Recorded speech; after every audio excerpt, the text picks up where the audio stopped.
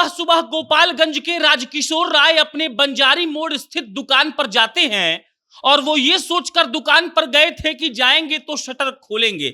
लेकिन जब वो अपने दुकान पर पहुंचे सुबह सुबह 10 तारीख को, दिन रविवार था, तो वो पाते हैं कि दुकान का ताला खुला हुआ है, टूटकर एक तरफ पड़ा हुआ है और वो देखते ही वो सकते में आ गए।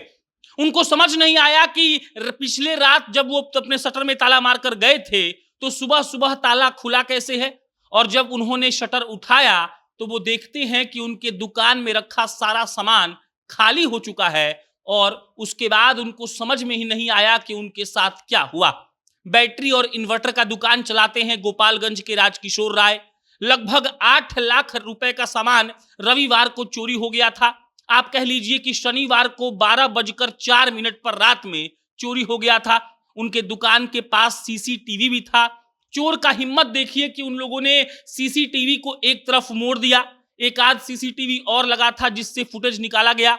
और 12:04 पर बंजारी मोड़, जो एक चलता फिरता मोड़ है जहां पर भीड़ रहती है, वहां पर पिकअप लेकर चोर आते हैं, बकायदा उनके शटर से ताला तोड़ते हैं और 8 लाख रुपए का बैटरी और इन्वर्टर लेकर भाग जाते हैं।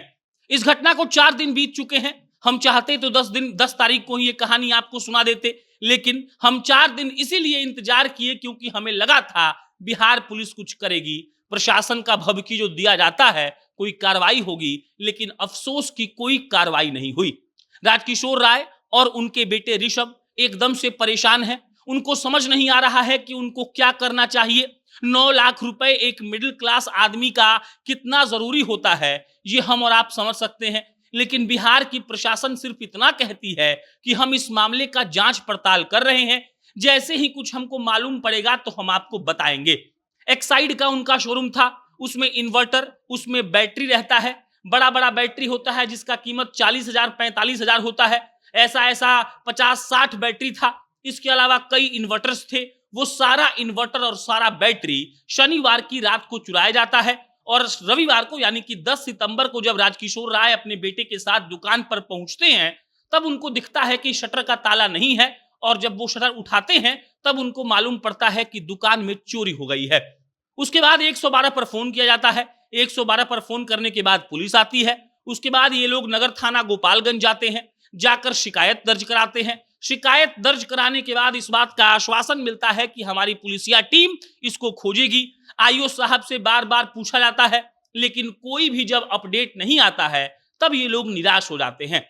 घटना को 4 दिन बीत चुके हैं। 8 लाख रुपया एक आम आदमी को बिजनेस करके कमाने में, मतलब कि मुनाफा कमाने में कितना समय लग सकता है ये आप सोचिए। लेकिन हम इस सुशासन की सरकार में रहते हैं जहां पर 12 बजे रात को, सोचिए कि 12 बजे रात को जहां जिस चौक पर भीड़ रहती है, चोरों की हिमाकत इतनी थी कि उन्होंने बाकायदा ताला तोड़ा।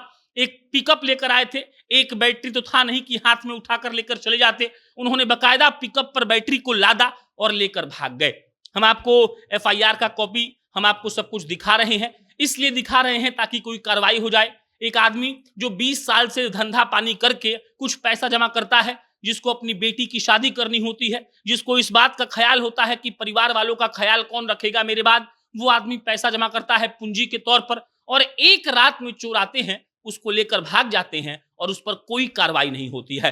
बाकी बिहार पुलिस सुशासन की सरकार से निवेदन है कि आप इस मामले को देखिए, वरना ऐसे ही कई मामले आते हैं रोज और विलुप्त हो जाते हैं, किसी को न्याय नहीं मिलता है और लोग सोचते हैं मन में कि हम कैसे राज्य में रहते हैं जहां की पुलिस भी नकारी है, सरकार भी नकारी है और भोगना हम जैसे मिडिल क्लास लोगों को पड़ता है। इस पर कोई अपडेट आएगा हम आपको इत्तला करेंगे। मेरा नाम प्रशांत है। बहुत बहुत धन्यवाद।